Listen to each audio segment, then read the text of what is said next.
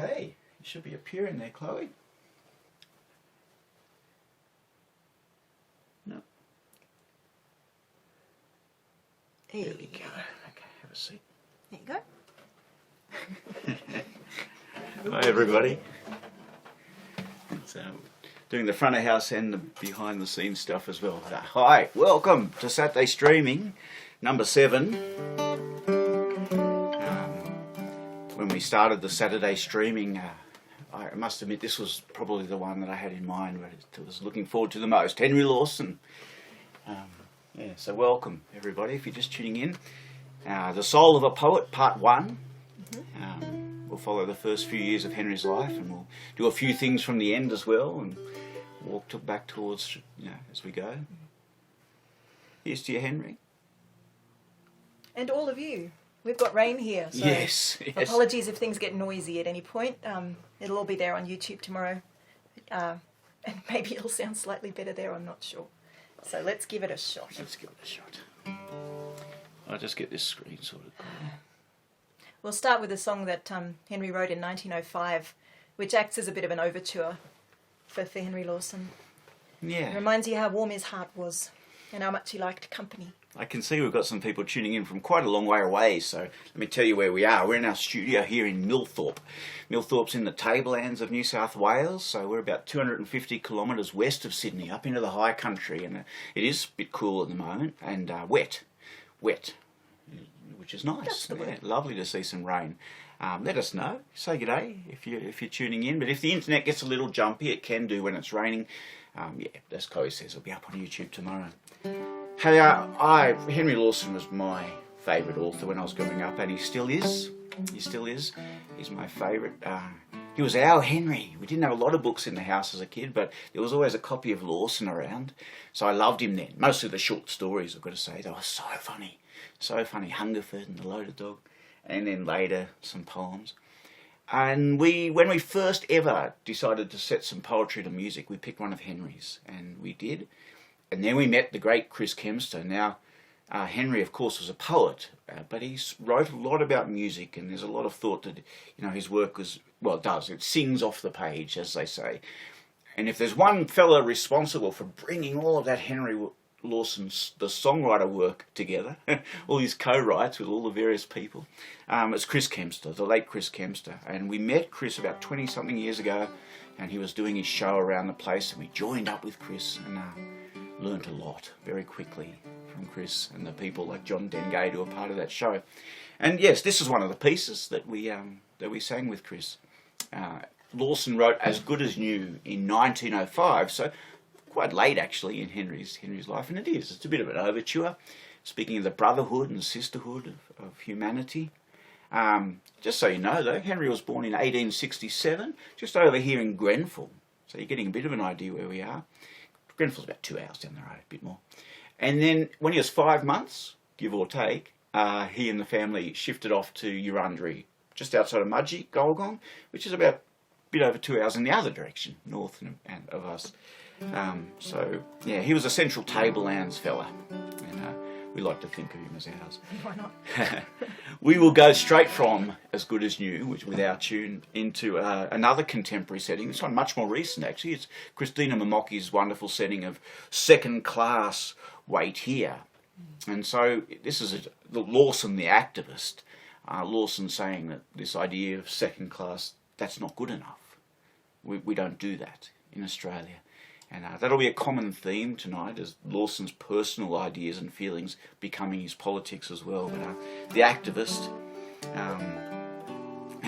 welcome.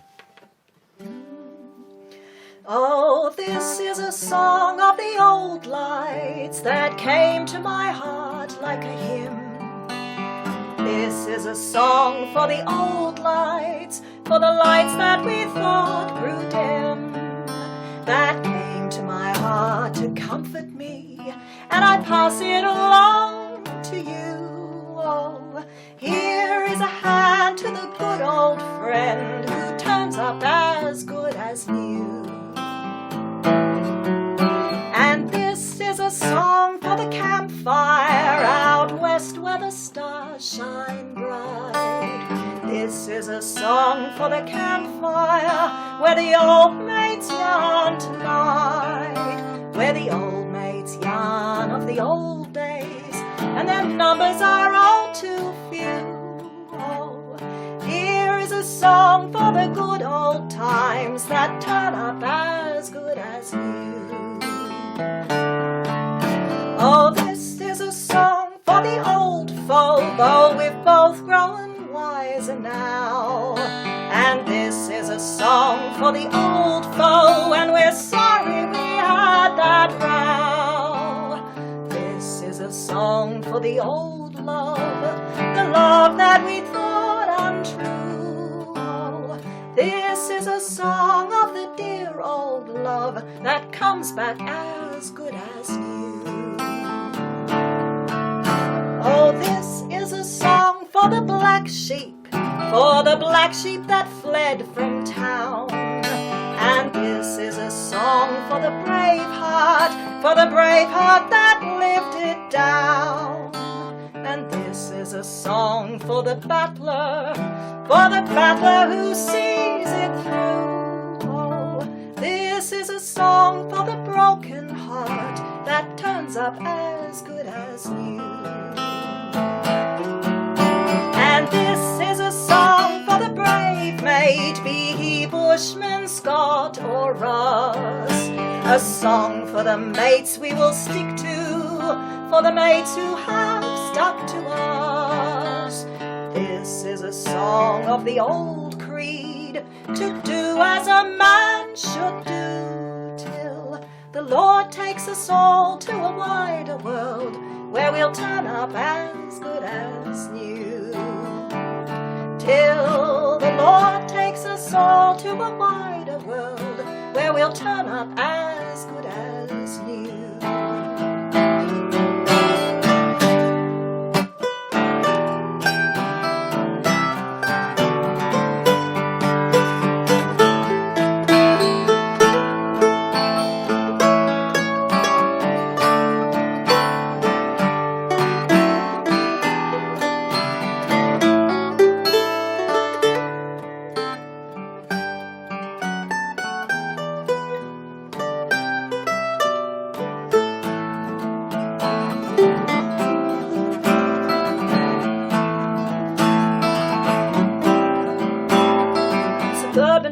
Stations, you may see them as they pass. There are signs here on the platform saying, wait here, second class. And to me the whir and thunder and the cluck of a running gear seem to be forever saying, second class, wait here, second class, Wait here, second class, wait here. Seem to be forever saying, second class, wait here. The second class were waiting in the days of Serpent Prince, and the second class are waiting, they've been waiting ever since. There are gardens in the background and the line is bare and drear, yet they wait beneath the signboard saying, second class, wait here, second class, Wait here, second class, wait here.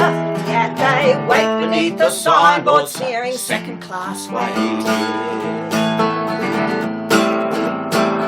Have waited oft in the winter, in the mornings dark and damp, when the asphalt platform glistened underneath the lonely lamp.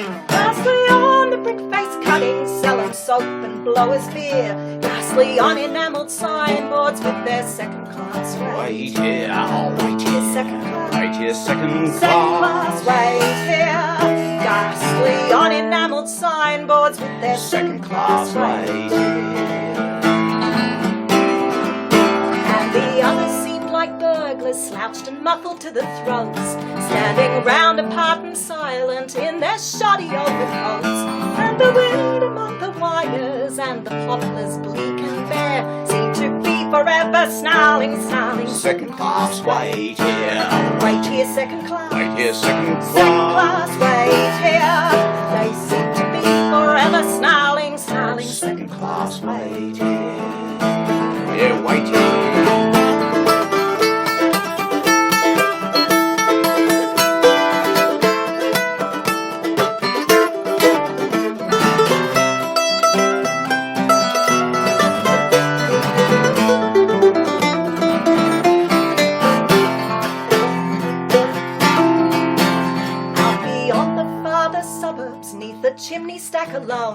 play the works of Grinder Brothers with a platform of their own. And I waited there and suffered, waited there for many a year. I slaved beneath that phantom signboard telling our class Oh, wait here, wait here. Second class. Wait here, second Second class, wait class. here. I slaved beneath that phantom signboard telling our class to wait here. I much feel revengeful for a boyhood such as mine, but I hate the very houses near the workshop by the line, and the smell of railway stations and the roar of running gear, and the scornful seeming signboard saying second class, wait here. Wait here, second class. Wait here, Second class, wait here. Ah, the scornful seeming signboard saying second class, wait here. Wait here.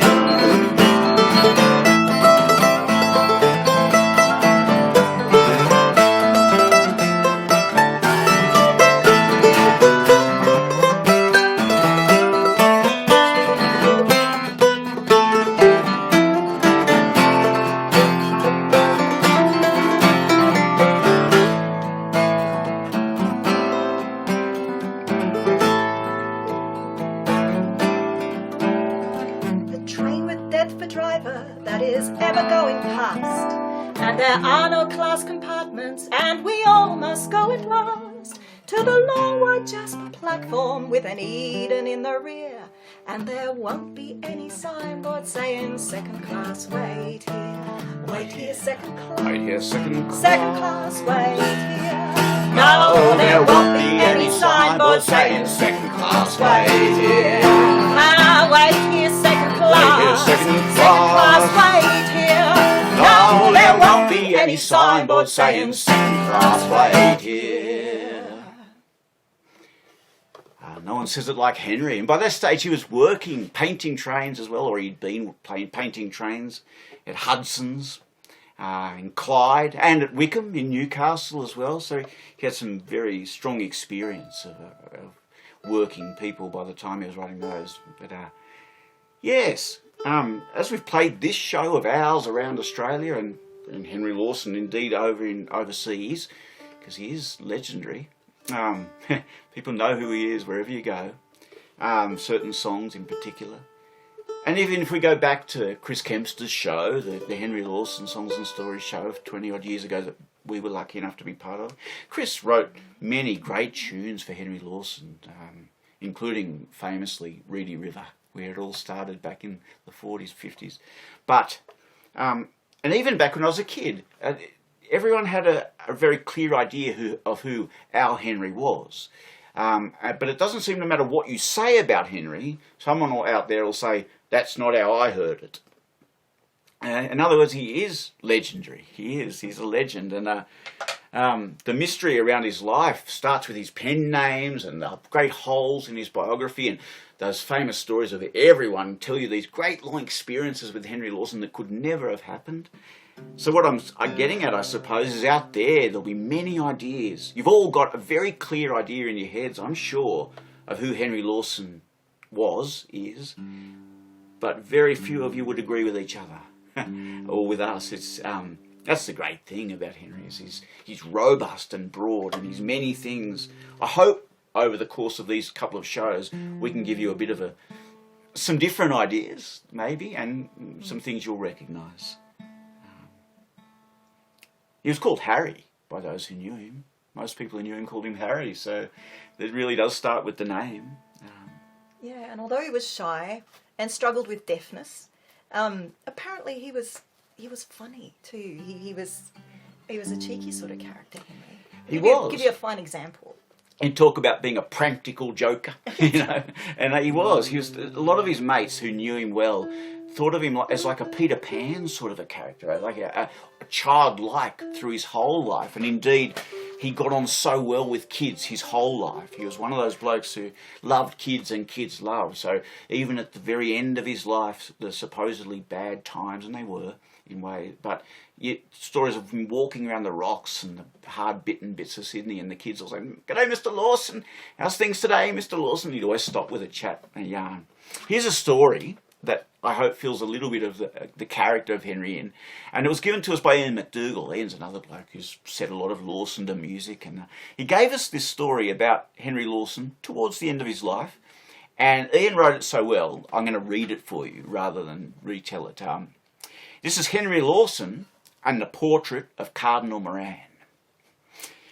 Ian says, I've searched the net for the source of this story without any luck so far. I learned it from a black and white TV program. It was narrated by the artist involved. Call him X. Henry Lawson lived towards the end of his life in a room which friends had organised for him in a house in Abbotsford in Sydney, probably pretty close to some of you out there. And X lived nearby, okay? And Lawson knew him personally, they knew each other. Importantly, X, the artist, was into portraiture as a way of earning a living. And he'd landed a commission to do a painting of Australia's then Catholic primate, the Cardinal Moran, the same man whose imposing bronze statue graces the stairs leading up to the main door of Sydney's neo-Gothic St Mary's Cathedral. To do the portrait, X had Cardinal Moran come to his Abbotsford studio and pose in his full Cardinal regalia. Now, X did a sketch of the Cardinal, as artists do, to get the details, the face, the mitre, the graceful flow of the robes. And as was customary in portraiture as such VIPs, Moran left his robes and mitre till he next needed them with X, so that X could complete the portrait by dressing a model in the regalia. So Henry Lawson, of course, who needed the money, agreed to be the model. So there was Lawson sitting in full Cardinal regalia as that same regalia was painted, okay? And the artist's phone rang and he left the room to answer it, and he returned. He said it was important business he had to attend to immediately, and would Lawson mind just sitting there until X returned? No trouble, says Henry. When X did get back, Lawson had gone, and also the regalia. So X pondered the situation for a moment, and then he went straight to the nearest pub. Sure enough, there was Lawson in the public bar with a glass of beer in his hand, still in full regalia, dispensing absolution to all his fellow drinkers. And they in turn were reportedly in a most convivial and generous mood, thanks no doubt to having been each relieved of their burden of sin. Like I say, he was a funny man, and yes, that won't be the last we hear of Henry and beer either. This next piece is one of Henry's most famous songs. It's certainly one I remember from being a kid as being sung. Lots of people have had a crack at this one. Many, many tunes, including Ian McDougall has actually written a tune. This tune, sung so often in the bush. In fact, I remember doing the Lawson show in Gulgong, in Henry's home country once, about 20 years ago, and sitting after the show in the Centennial Hotel with an old bloke. I can't remember his name. I've tried. And we were swapping stories and thoughts about Henry and singing Henry Lawson. And I said, probably quite earnestly, look, mate, it seems like Henry Lawson was sung in the bush as soon as it was written. And he said, Jason, Henry Lawson was sung in the bush before it was written. Gives you some idea. We'll explore that here a little bit with this tune for And He's Gone with Cattle. This tune... Yeah, this is John Manifold's arrangement of it. He said it was a traditional tune, but John Manifold also said that the Streets of Forbes he collected the tune for the Streets of Forbes, and he certainly wrote that one. So, I think Manifold was of that generation of folk revivalists who thought he knew what should be in the bush, and if he didn't find it, he tended to write it. So who knows what happened here, but it's a lovely and slightly unusual tune for And He's Gone with Cattle.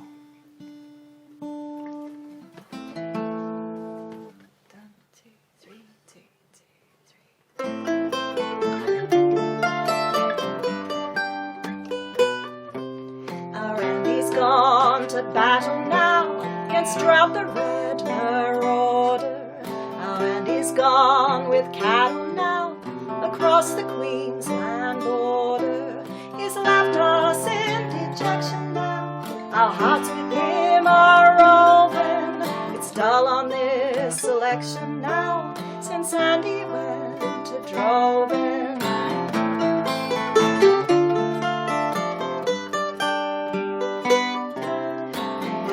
wear the cheerful face in times when things are slackest? And who shall whistle round the place when fortune frowns her blackest? And who shall cheek the squatter now when he comes round us snarling? His tongue is growing harder now since Andy crossed the Darling.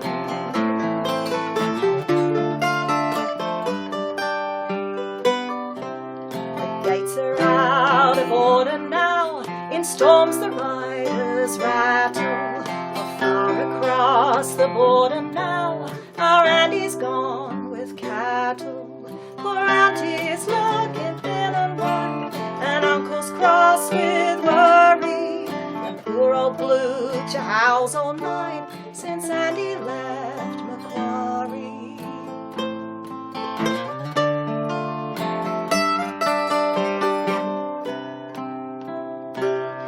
Oh, may the showers in torrents fall, and all the tanks run over. And may the grass grow green and tall in pathways of the drover. And may good angels send the rain on desert stretches sandy.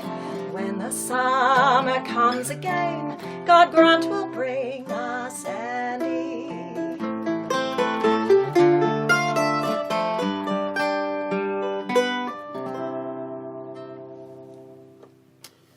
Andy's gone with cattle. I'm sure a lot of you are singing various tunes in your head. And like I say, Lawson tends to just sort of sing itself off the page at you. It's almost like you can't help yourself. There's lots of theories about why, but I think one of the very big reasons is that he was surrounded by bush music in a way that a lot of the other bush poets weren't. Some of them were, but Henry certainly was. It was very much part of his childhood. And one of the songs he mentions as loving is Sweet Belle Mahone. Now, we happen to know a version of Sweet Belle Mahone, which is a parody of the original. By the way, the original pop song, Sweet Belle Mahone, was actually written the same year Henry was born, 1867. And this parody takes the original song, which is a song of loneliness and missing your true love when you're on the ocean, the great wide expanses of the ocean. This is not the only song that was about that found its way into a song about the great expanses of Western New South Wales and Queensland, and the same kind of thing, missing your true love. And the character of the words is terrific. Well, Rob Willis, Alan Musgrove, the Balch brothers, lots of people have had their hand in this, us too, really. We've got to join that song that Henry would have heard and loved, and did love, with a tune that he would have heard endlessly as a kid, especially played on one of these little concertinas. If you can picture Western New South Wales with one of the most popular dance tunes of any era in Australia, the Starry Night for a Ramble. And we've joined these with one of Henry's poems that he wrote in 1901 in England, feeling every bit of the distance he was from his beloved wattle and the bush that he did love so dearly. Yes, I know you've all heard how rude he was about the bush at times, but if you stick with us through these shows, you'll, I think we'll get through to the true feelings a bit about Henry and the bush. And yes, he wrote The Shearers in 1901, and we'll join all these together to give a medley.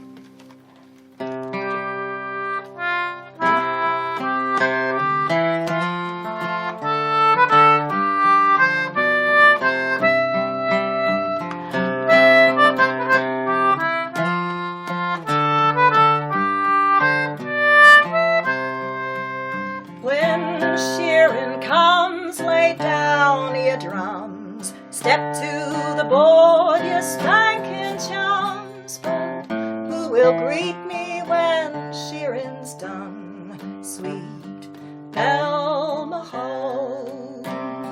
Soon be on the railway bar. Shall the train transport me far away in the west, like a wandering star? Sweet Belle Mahone.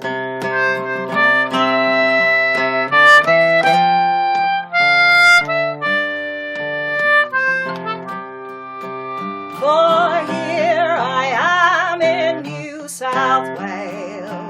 shearing sheep as big as whales, with wrinkly necks and daggy tails. Sweet Belle Mahone, lonely like a withered tree, light and life were all in thee. Oh, you were all the world to me. Sweet Belle Mahone. Shearing, shearing, shearing, always jolly well shearing away for me at heaven's gate. Sweet Belle Mahone. No church bell rings them from the track, no pulpit lights their blindness. 'Tis hardship, drought and homelessness to teach those bushmen kindness. The mateship, born of barren lands, of toil and thirst and danger. The camp fare for the stranger set, the first place to the stranger. And they do the best they can today, take no thought of the morrow. Their way is not the old world way. They live to lend and borrow. When shearing's done and check's gone wrong, they call it time to slither. They saddle up and say so long and ride, the Lord knows whither. And though he may be brown or black or wrong man there or right man, the mate that's honest to his mate, they call that man a white man. And they tramp in mateship, side by side, the Protestant and Roman. They call no biped lord or sir. They touch their hat to no man. They carry in their swags perhaps a portrait and a letter, maybe deep down in their heart the hope of something better. Where lonely miles are long to ride and all days seem recurrent, there's lots of time to think of men they might have been and weren't. They turn their faces to the west and leave the world behind them. The drought-dried graves are seldom green, where even mates can find them. They know too little of the world to rise to wealth or greatness. But in this book of mine, I pay my tribute to their straightness. I wish I was upon a log, sitting like a great big frog, just waiting for a Murray cod. Sweet Belle Mahone, land of snakes and cockatoos, native bears and big emus, ugly blokes and kangaroos. Sweet Belle Mahone. Shearing, shearing, shearing, always jolly well shearing, wait for me at heaven's gate. Sweet Belle Mahone.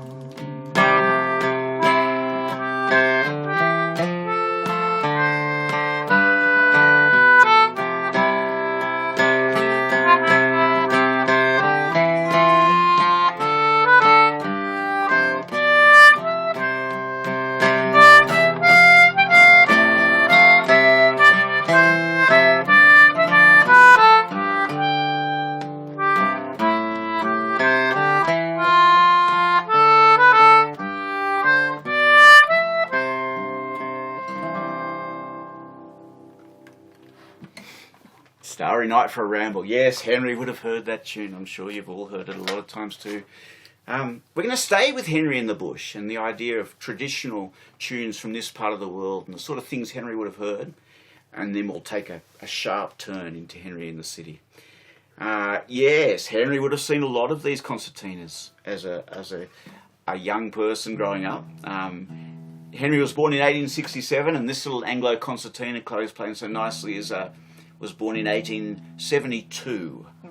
and I believe it's from this part of the world too. So could it very easily have been one of the concertinas Henry saw? Oh, but yes. there were a lot around in those times.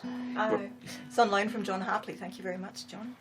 Harry's. I'm not sure Henry did get hold of one of these concertinas, actually. You will see in this song, I don't think, although he appreciated the concertina, they were not always treated kindly in the interest of making merry. Yes, Harry's favourite instrument famously was the fiddle. He loved the violin, but yes, he would have heard lots of these. So we've taken Henry's short verse, the good old concertina, 3 short verses about the good old concertina. He wrote this one in 1891, and in 1891, after he'd got into trouble in Queensland, we'll talk about that a bit later too, and before he headed off to Burke, which we'll definitely talk about, he spent some time back at Eurunderee. Now, I believe, and I think we can say we know from first-hand accounts, people who knew Henry, that little spot there, Pipe Clay, Eurunderee, just outside Mudgee, no matter how far Henry travelled in his life, Western Australia, New Zealand, a couple of times to England, and all over, and Leeton, it's a wonderful year and a bit in Leeton and towards the end of his life, and Sydney, that it was at those hills at Eurunderee that he pictured as home. He wrote about home a lot, and I think that place there, the little bark school, and his early days stuck with him. I think most of you will know that Henry was significantly hard of hearing. I don't think he would by any stretch be profoundly deaf, although he was a bit selective with it, I believe. Duke Tritton certainly said he thought he was a little selective with his hearing. Heard you if he wanted to. But he was hard of hearing, he was, and perhaps that explains why he was so good at catching our language. He had to listen really hard. And read a lot. And read a lot. That was how he learned. Yeah. So we've got the good old concertina with a tune from Safala, near Mudgee, called Happy as a Big Sunflower, and a tune from Eugowra, which is getting closer to the Grenfell kind of part of Henry's world. And then on the end there's a tune called Schaeffer's Quadrille, and that's very much from the Grenfell Forbes kind of area. So all home country tunes for Henry. 'Twas merry when the hut was full of jolly girls and fellows. We danced and sang until we burst the concertina's bellows. From distant Darling to the sea, from the Downs to Riverina, has e'er a gum in all the West not heard a concertina?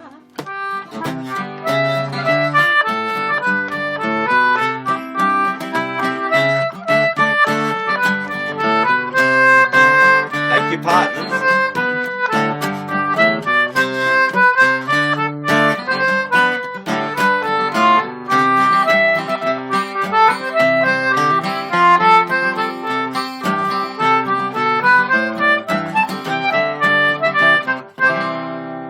It was peaceful round the campfire blaze, the long white branches o'er us. We played the tunes of bygone days to some good old bush chorus.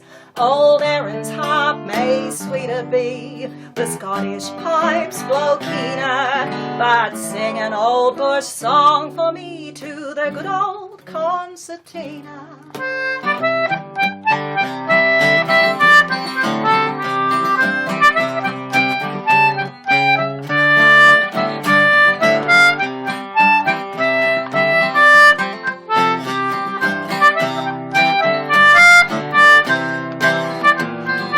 Bosses getting rusty and the ringers caving in. His bandaged wrist is aching with the pain. And the second man, I fear he's gonna make it hot for him, unless we get another fall of rain. It was cosy round the hot fire bright when the pine pot passed between us. We drowned the voice of the stormy night with the good old concertinas. Though trouble drifts along the years and the pangs of care grow keener, my heart is gladdened when it hears that good old concertina.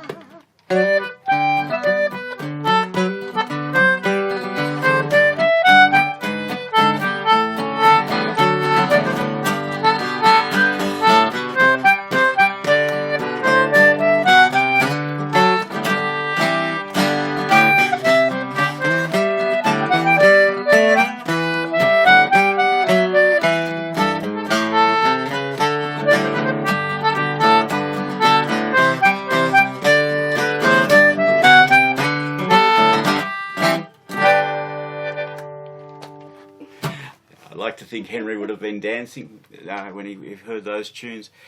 We are going to take a bit of a right turn now. That was a couple of examples there, or certainly that last one, an example of Henry letting the troubles of the world float away with the campfire smoke. He was really good at doing that. Yeah. Despite his reputation for being a bit miserable, and he was at times, he certainly could. He certainly could. He knew how to laugh. Like I say, everyone who knew him talks about this sort of Peter Pan type character, like a forever child, you know, and got on well with kids. He found new ways to find hope. He kept passing on to his next great hope. And you can see that quite clearly in this next song we're going to do, The Watch on the Kerb. He beautifully works the idea of light against the dark. You need something to hope for, you need something to look forward to. And I might just read you a little poem from Henry's mum, Louisa, at this point, because in amongst Louisa's very, serious works where she's trying to create a better world for women. And Louisa is the true hero of the story. There's no doubt about that. But here's a little seed of maybe where Henry got some of his optimism from. It's called Your Path. Your path may lay where dull fog banks swing, with never a cheerful ray. But mist is only a transient thing that heralds a glorious day. And maybe the hand of a friend unseen is reaching out now to you. So never say die while the grass is green and the sky overhead is blue. She's a lovely poet, Louisa. That's terrific. Yeah, Henry went through cycles in his life. In the early days, he had some sort of idea that Christianity and the church would be a way that he could get some help for those who needed it. But very early on, he expresses some very serious doubts about any faith or in the Christian church. He felt like it let him down and the world down. So he then quickly found a sort of a solidarity amongst the bush people, the working people, the idea that working people could help each other. And he started to feel a bit let down by that, and so he looked for some more structured ways, which left him in the far left, and unions supporting the cause, supporting the left wing, writing as a socialist. But as a socialist, first and foremost, personally, always. Socialism was what you did in your house. And yes, then you voted for it. Remember, by 1891, he's writing about the Shearers strikes in Western Queensland. So he's writing about not only strong unionism, but he's also writing about the foundation of the first political party in the world based on the needs, rights and wishes of working people. That's the Australian Labor Party. I don't know if you remember them. But he wrote about them with some passion. And then eventually he started to feel let down by that as well. But we'll get to that in time. Meanwhile, the whole time he's hardest on himself of all. But as Chloe said, yes, an extraordinary sense of optimism in most of Henry's work. So here's a short poem from towards the end of his life that gives some idea of how he felt like he was working for us the whole time. And it's fairly evident that he is. And then a song. There's such a lot of work to do for such a troubled head. I'm scribbling this against a book with foolscap round in bed. And it strikes me that I'll scribble much in this way, by and by, and write my last line so, perchance, the day before I die. Oh, there's lots of things to come and go, and I, in careless rhyme, and drink, and love. It wastes the most. It wasted lots of time. Oh, there's so much good work to do. It makes me sure that I'll be sorriest for my death the day before I die. But lift me, dear, for I'm tired, and let me taste the wine. And lay your cheek a little while on this lined cheek of mine. I want to say I love you so. Your patient love is why I'll have such little time, you know, the day before I die.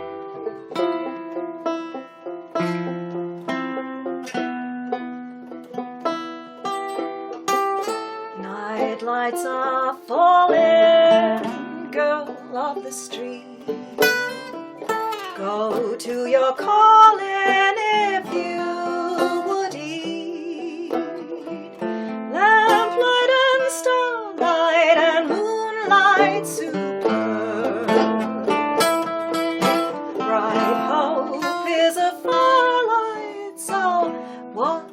on the curb. Comes a man, call him, gone he is vexed. Curses befall him and wait for the next. Farewell and bright world, life still is sweet. Girl of the night world, watch on the street. Watch on the curb. Watch on the curb. Hope is a firelight, so watch on the curb.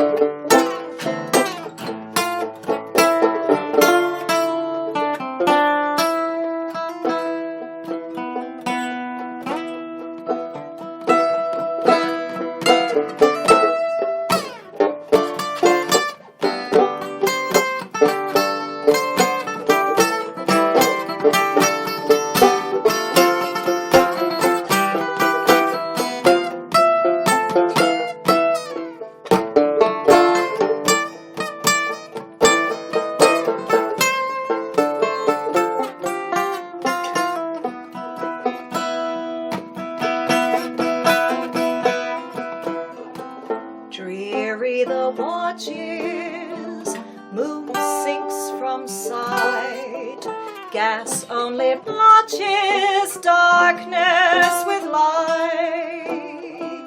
Never, oh never let trouble go down. Keep from the river, oh girl of the town.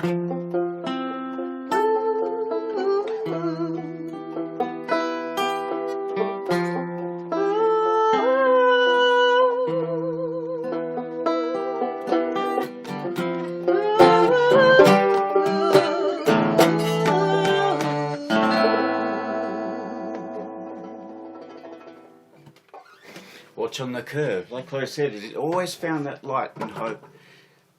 As we talk about Henry's politics and the fact that they start personally, the other place that this fundamental idea of solidarity, the cause and socialism comes from, is from a Republican perspective.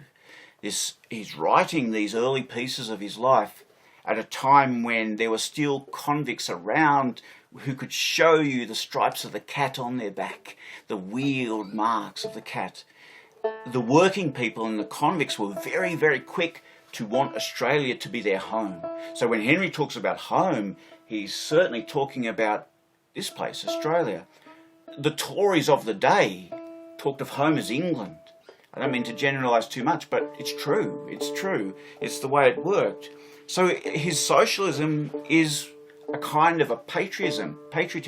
They're working towards federation, and they're working towards the idea of this place as home. And Henry writes again and again and again with a great level of fatigue at the idea of England as home. And considering many Australians still spoke of England as home as late as the 60s and 70s, I start to think that Henry's and his mates created a federation that almost created a bit of a hidden republic that's just been there all the way along. Just a couple of things that Henry said about that idea of this is home. And you know, he famously hated the idea of a roast dinner on Christmas Day. I like a roast on Christmas Day, but we live in a cool climate here. But it gives you some idea. His politics were personal and started from a Republican idea. He said about education at Little Bark School. And generalising, he said, the children are taught more of the meanest state in Europe than of the country they are born and bred in. Despite the singularity of its characteristics, the interest of its history, the rapidity of its advance, and the stupendous promise of its future. Does that sound like a miserable man to you? No. He also said, in a much kind of an interesting way, he said, "And the sun sank again on the grand Australian bush, the nurse and tutor of eccentric minds, the home of the weird and much that is different from things in other lands." So there he is. We're going to do one of Henry's poems from that speaks of that, but back in Sydney, in 1887, Sydney, very much in keeping with this fervour for left-wing Republican and socialism, unionism, Sydney erupted with the Republican riots in 1887. Henry's working in Sydney. He's a young man. He's 21, turning 21.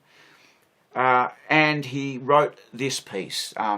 Now, really it's important, I think, that you remember that the inner west of Sydney and even the North Shore, lower North Shore, but certainly the inner west, the rocks and through to the west, were the very definition of bleak. It was one of the hardest bitten and most violent places on earth in those days.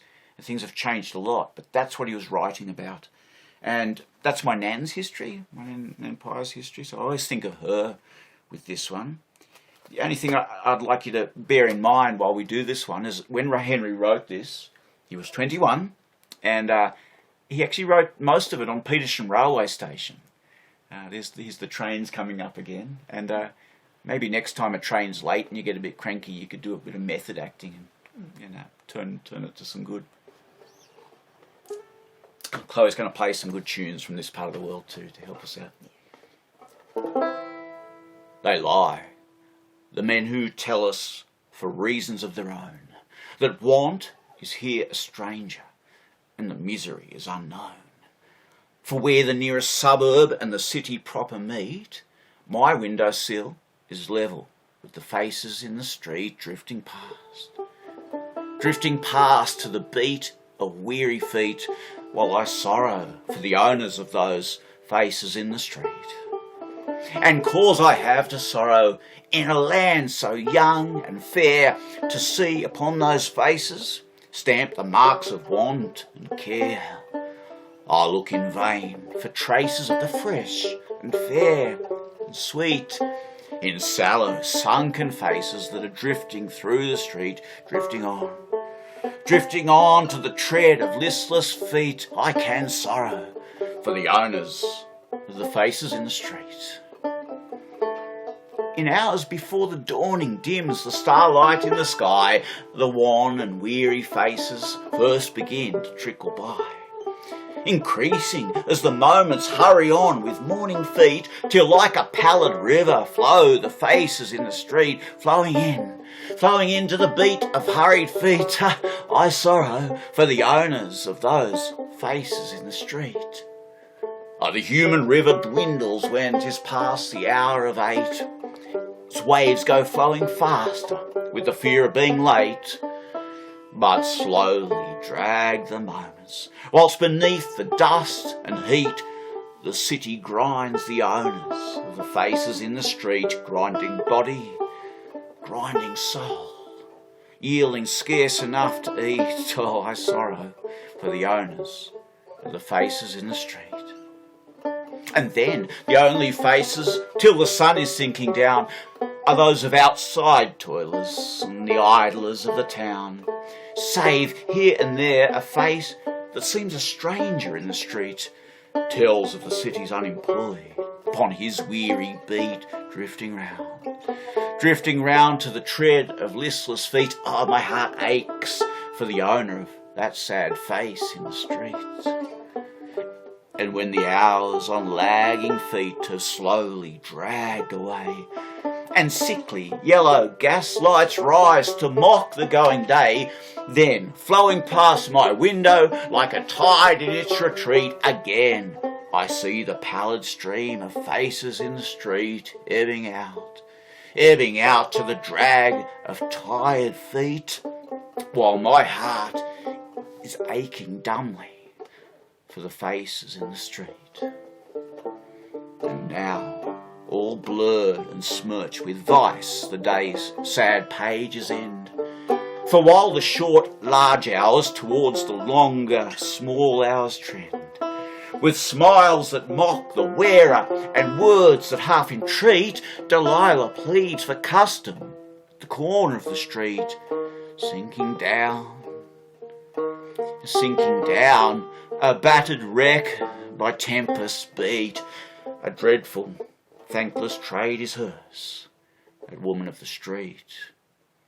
But to dreader things than these our fair young city comes, for in its hearts are growing thick the filthy dens and slums, where human forms shall rot away in sties for swine unmeet, and ghostly faces shall be seen, unfit for any street, rotting out for lack of air and meat, in dens of vice and horror that are hidden from the street.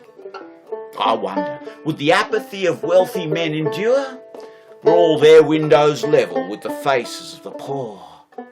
Ah, Mammon's slaves, your knees shall knock, your hearts in terror beat, when God demands a reason for the wrong things of the street, the sad things and the bad things, and the wrong things that we meet in filthy lane and alley and cruel, heartless street.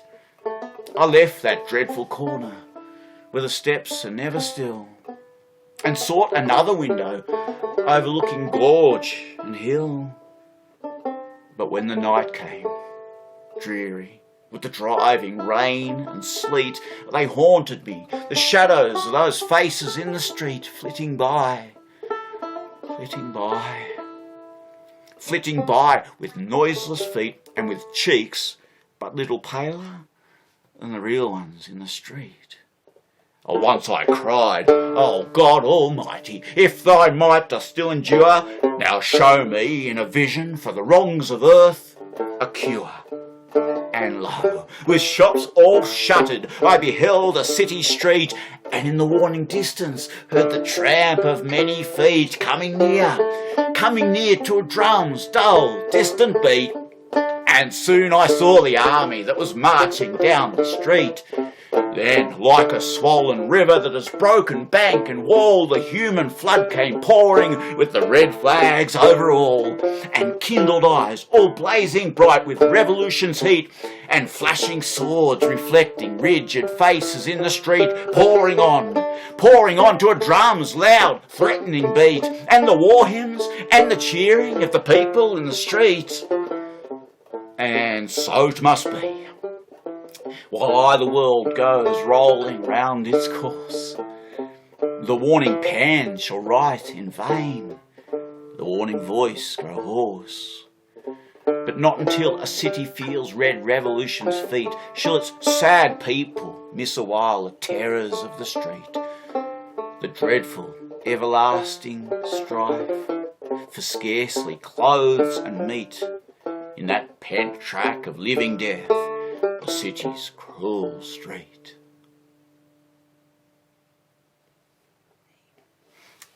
"21 on Petersham Railway Station." That's what he wrote. And I have to think that he and his mates, all the fighting, all the work they did to make Australia a better place, did. I'll let you decide if that's true or not, but I like to think that we live in a better place because people fought for the things that we maybe take a little for granted these days, and it's important that we remember that it was fought for. They weren't handed out. The things we think of as the joys and the essential things of our life just didn't exist for Henry and his mates. They fought for them and we enjoy them. Hey, here's a yarn from 1891, so a couple of years later. One of the great stories, back in the bush now. I think Henry wrote this on that trip back to Eurunderee, back home. Just strikes me that he did. I know he spent some time in Eurunderee in 1891, and I think that's where this one come about. But I think Chloe's got a poem of Louisa's before we do this one. Just found a couple of poems of Louisa's that fit into our story. And this one shows you the fondness Louisa had, even though her marriage broke up and things didn't work out for her in Eurunderee, really. But she was fond of the place. She says, Eurunderee again. We lived in Eurunderee a long time ago and left old Eurunderee together, you know. Long years we've since measured, I see that it's plain we ne'er will return to Eurunderee again. For Eurunderee again, we'll never return to Eurunderee again. No place like Eurunderee could ever be found. Those searched for a lifetime the wide world around. The old hilly corner far out of the way comes back to my memory by night and by day. For Eurunderee again, we'll never return to Eurunderee again. I don't know if you've been to that part of the world, but it's easy to love. It is easy to love. Here's Trooper Campbell. The only thing we managed to find out about this this poem of Henry's, really, from searching around the place, is that so evidently it was made into a movie in the very early days of Australian cinema. But the only quote about the movie that we could find was, from someone who'd seen it, was, "It looks like it was made in a hurry." Isn't that great? Trooper Campbell. Bit of a yarn.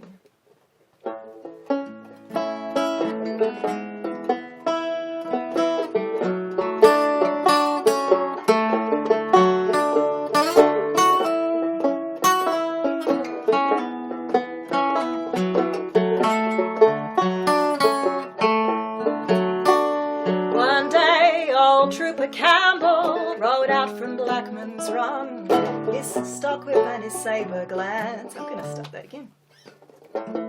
Some very interesting words came out.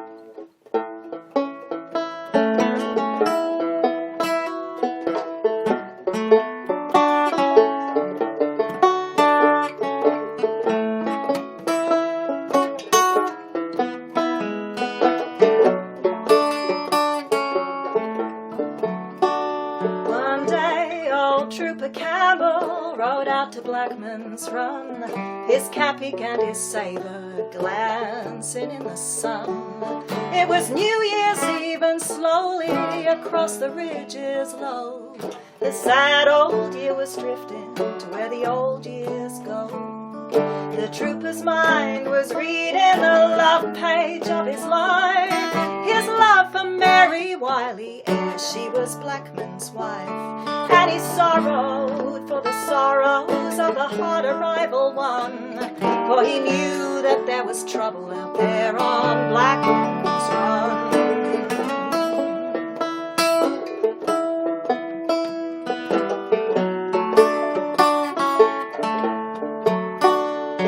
The sapling shades had lengthened, the summer day was late, when Blackman met the trooper beyond the homestead gate. And if the hand of trouble could leave a lasting trace, then lines of care had come to stay on poor old Blackman's face.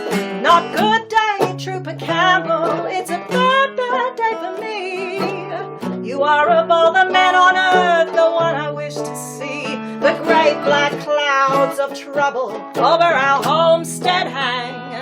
That wild and reckless boy of mine has joined McDermott's gang. Ah, save him, Campbell, I beg in friendship's name. For if they take and hang him, the wife would die of shame.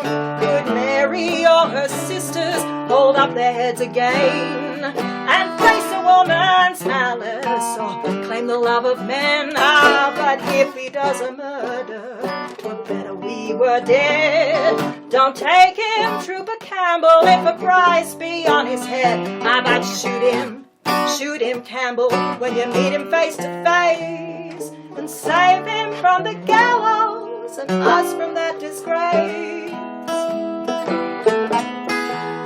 Now, Tom, cried Trooper Campbell, you know your words are wild. Though he is wild and reckless, yet still he is your child. So bear up in your trouble, meet it like a man, and tell the wife and daughters I'll save him if I can.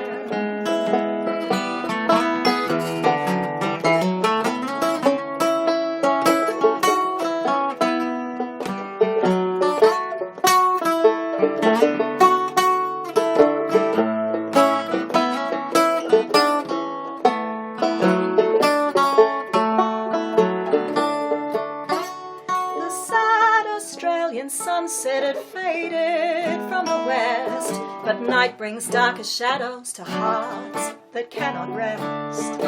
Blackman's wife sat rocking and moaning in her chair. I cannot bear disgrace, she moaned. Disgrace I cannot bear. Oh, God in heaven pardon, I'm selfish in my woe.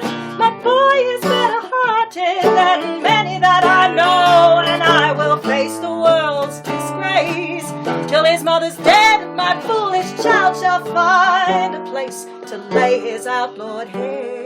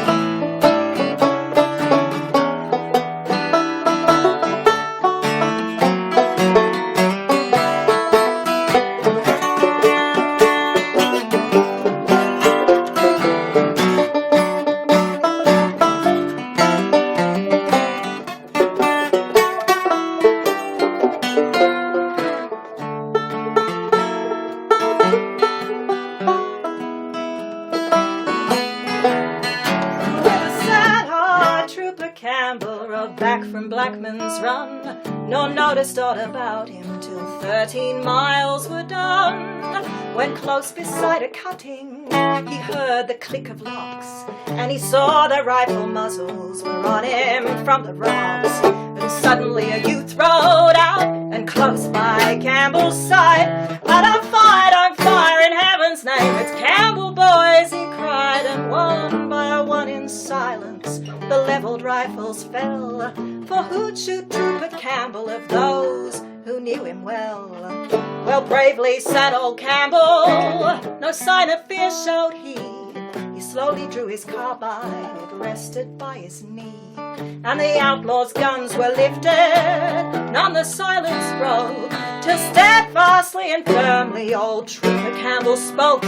"That boy that you would ruin goes home with me, my men, or some of us shall never ride through the gap again." Now you know old Trooper Campbell, have you ever heard that bluff or lead could turn him, that ere he broke his word? That reckless lad is playing a heartless villain's part. He knows that he is breaking his poor old mother's heart. He'll bring a curse upon himself, but it is not that alone. He'll bring dishonor to a name that I'd be proud to own. I speak to you, McDermott, though your heart's not hardened quite. For if you'd seen the trouble at Blackman's home this night, you'd help me now, McDermott. I speak as man to man. I swore to save that foolish lad, and I'll save him if I can. "Ah, take him," said McDermott. "He's got a horse to ride." The youngster thought a moment and rode to Campbell's side. Goodbye, the outlaws shouted as up the range they sped. A merry New Year, Campbell, was all McDermott said. Then fast along the ridges, two bushmen rode a race, and the moonlight lent a glory to Trooper Campbell's face. Ere the New Year's dawning, they reached the home at last, and this is but a story of trouble that is past.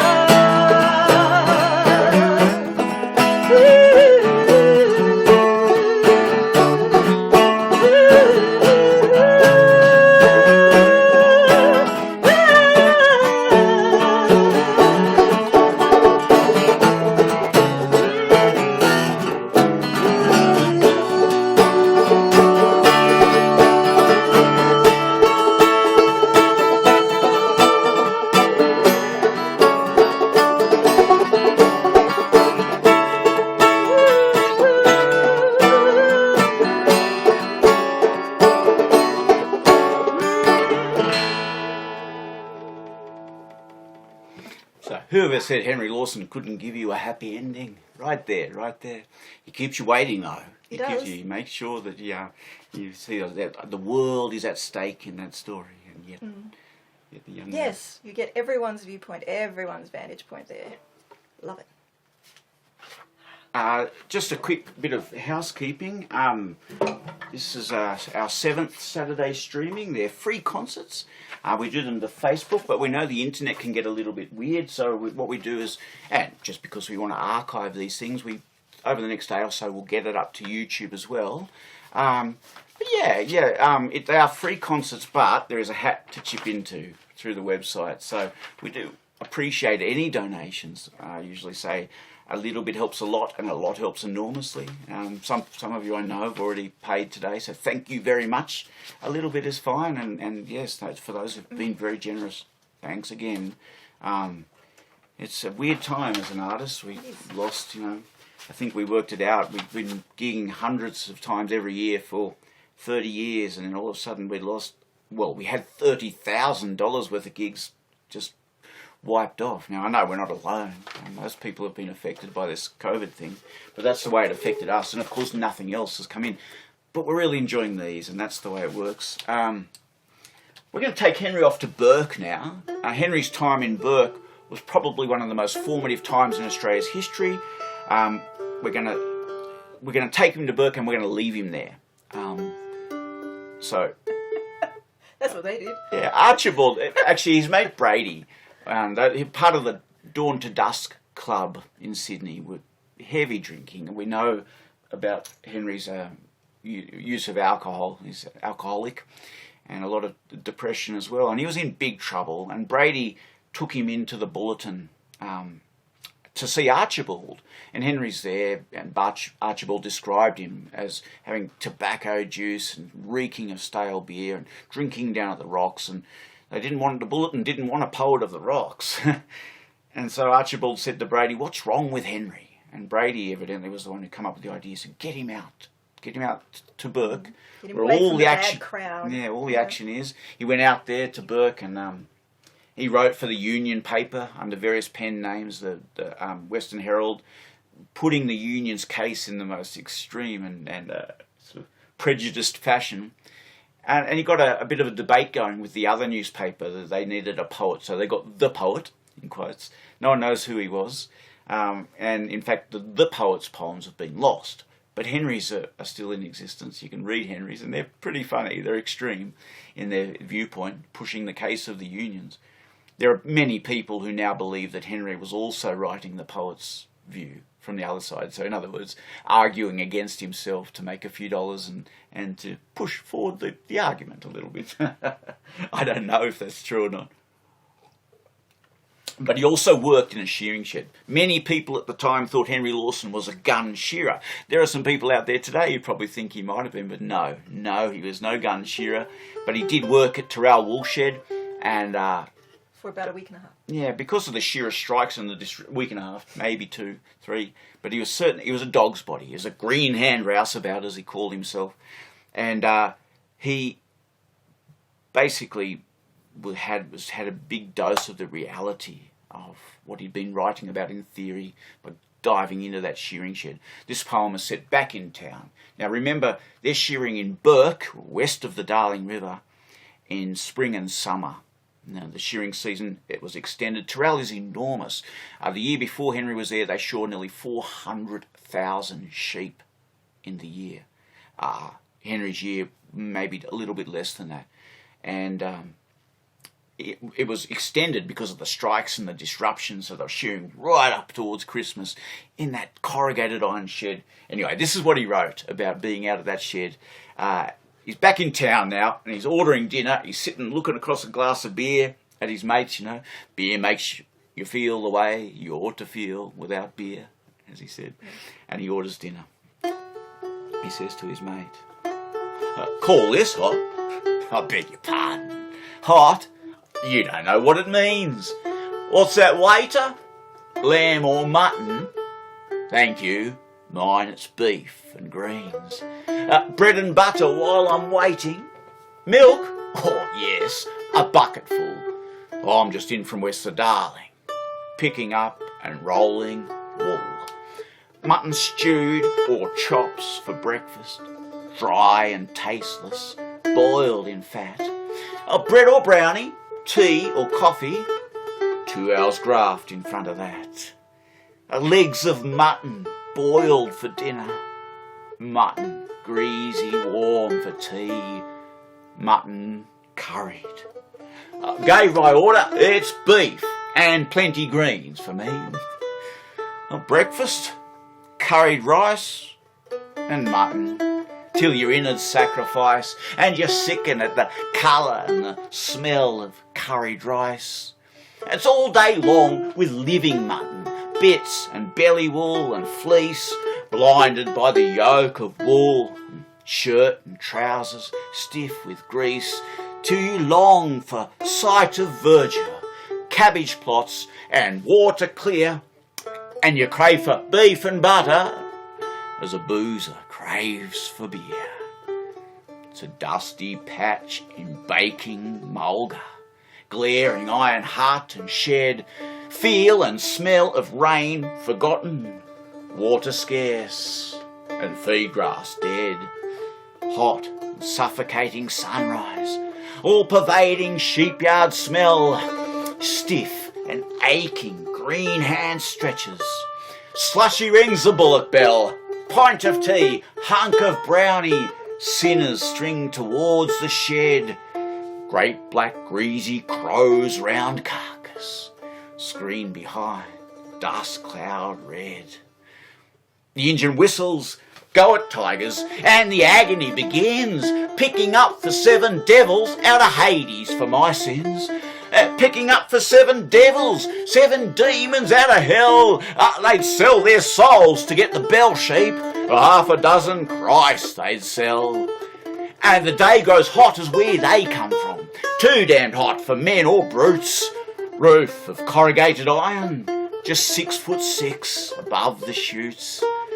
Whiz and rattle and vibrations like an endless chain of trams.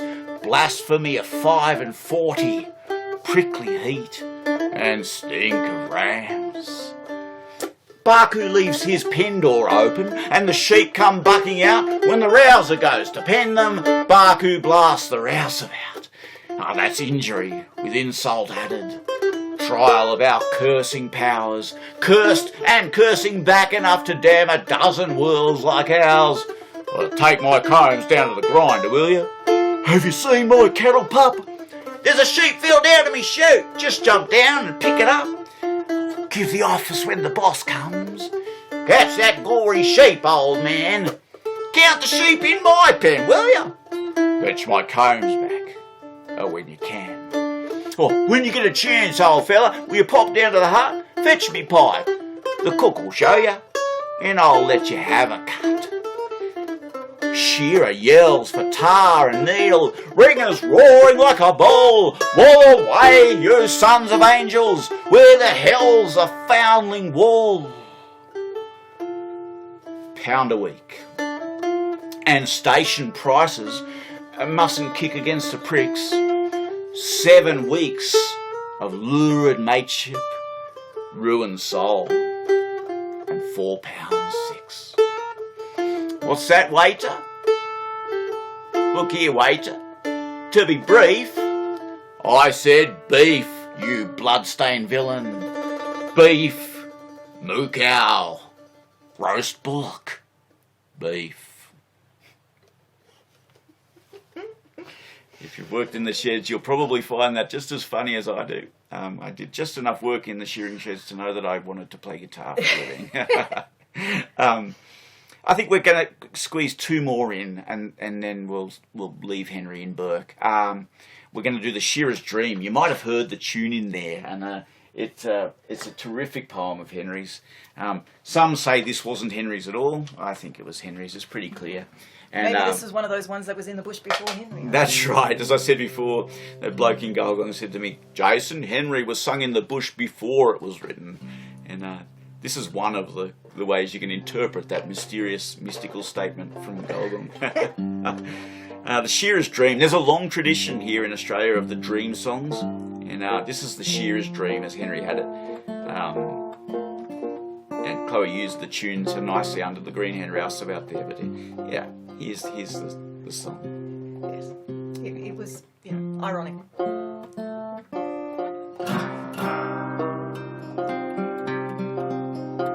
going to talk about Taylor, I think, aren't we? Yes, you've got a bit of a yarn to do here, haven't you? From Children of the Bush.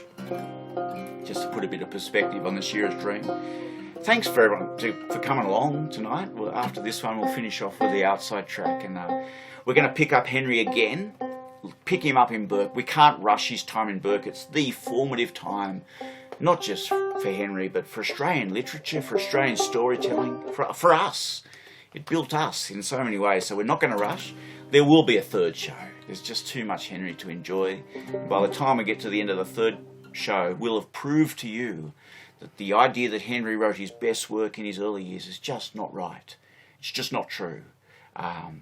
I think you'll find that when he starts writing about the First World War, when he starts writing about love and love gone wrong, I think you'll by the end, and that beautiful, yes, there's some good stuff to come on the 12th of September, and then a third show will be coming. All right, so here's a little introduction from Children of the Bush, a little bit of story leading into the song, and we'll give the little tail bit of the story too, because it's just good.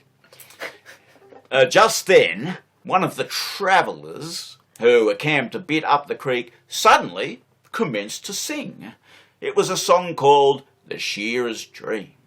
And I suppose the buggy of girls or the conversation they started reminded him of it. He started his verses and most of his lines with a howl.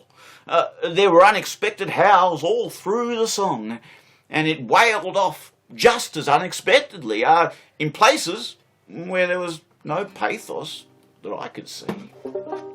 Oh, I dreamt I shore in a shearing shed, and it was a dream of joy. For every one of the Rouseabouts was a girl dressed up as a boy. Dressed up as a boy in a pantomime, the prettiest ever seen. They had flaxen hair, they had coal black hair, and every shade between. The shed was cooled by electric fans that was over every chute. The pens was of polished mahogany and everything else to suit.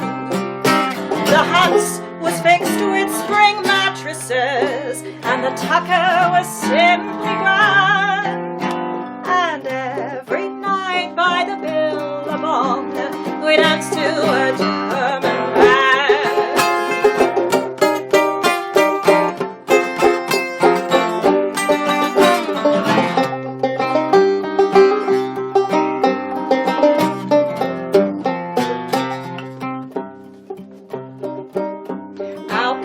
Was the wool on the jumbuck's backs, so we sure till all was blue.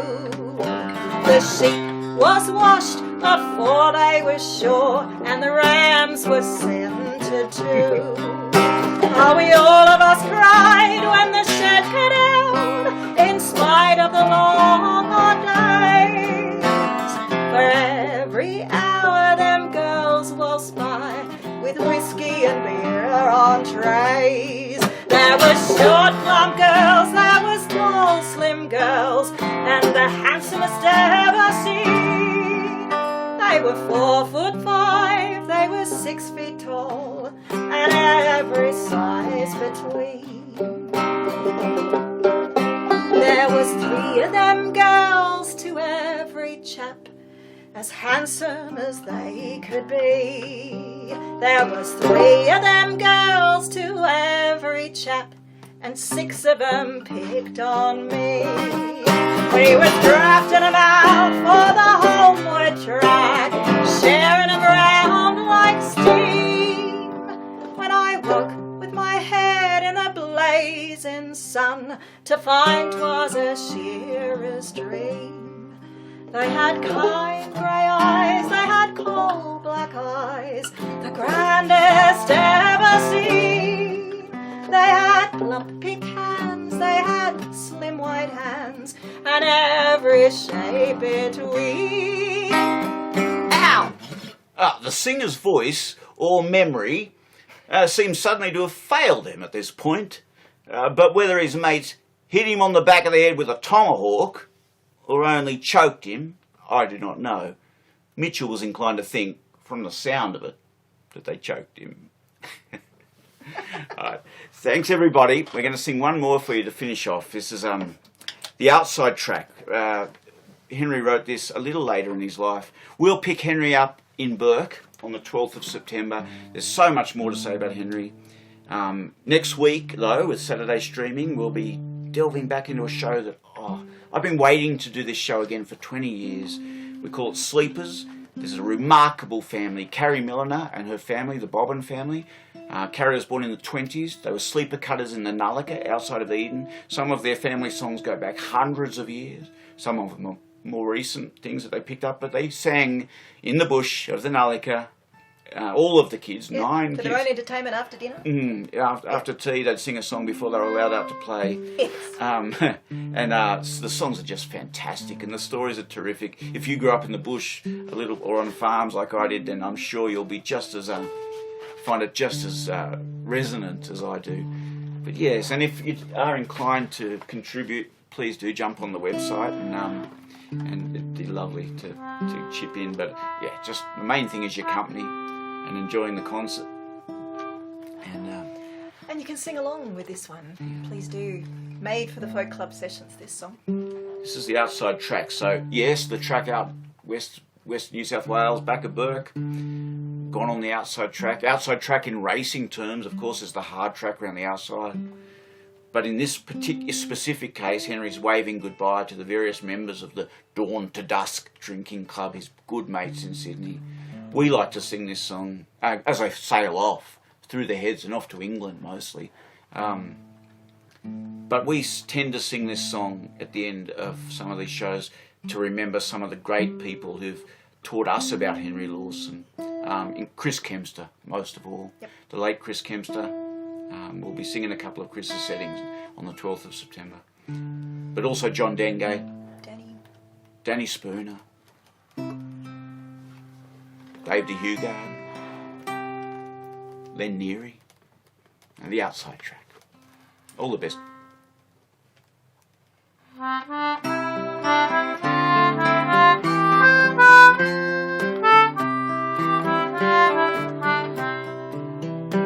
Well, there were 10 of us there on the moonlit quay, and one on the forward hatch.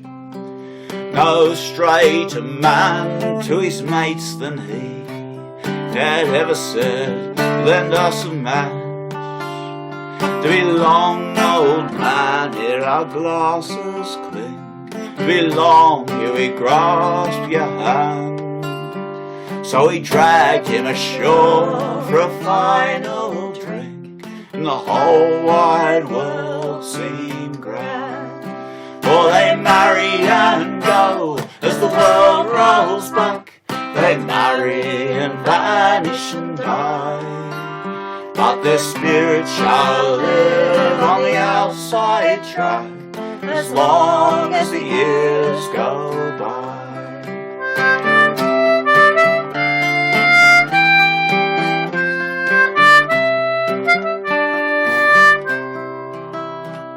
The port lights glowed in the morning mist that rolled from the water's green, and over the railings we clasped his fist as the dark tide came between. We cheered the captain and we cheered the crew, and our mate time's out of mind.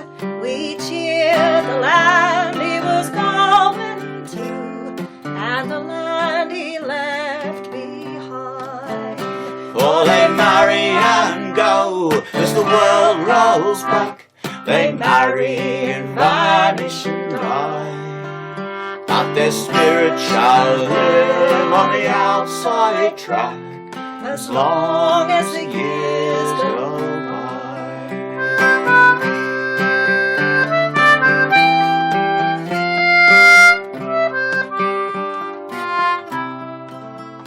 Oh, we roared lang syne as a last farewell, but our hearts seemed out of joint.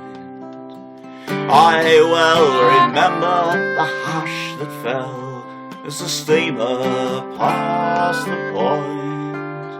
We drifted home through the public bars. We were 10 times less by one. We'd sailed out under the morning stars and under the rising sun. For they marry and go as the world rolls back. They marry and vanish and die, but their spirit shall live on the outside track as long as the years go by.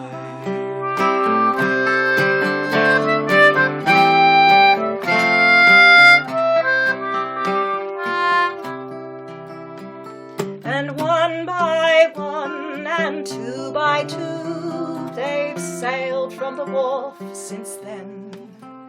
I have said goodbye to the last I knew, the last of the careless men. And I can't but think that the times we had were the best times after all. As I turn aside with a lonely glass and drink to the barroom wall.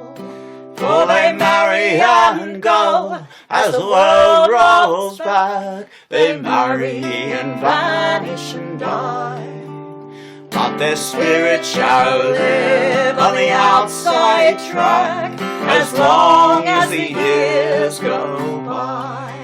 So I'll try my luck for a check out back, and a last goodbye to the boys. For my heart's away on the outside track, on the track of the steerage boys.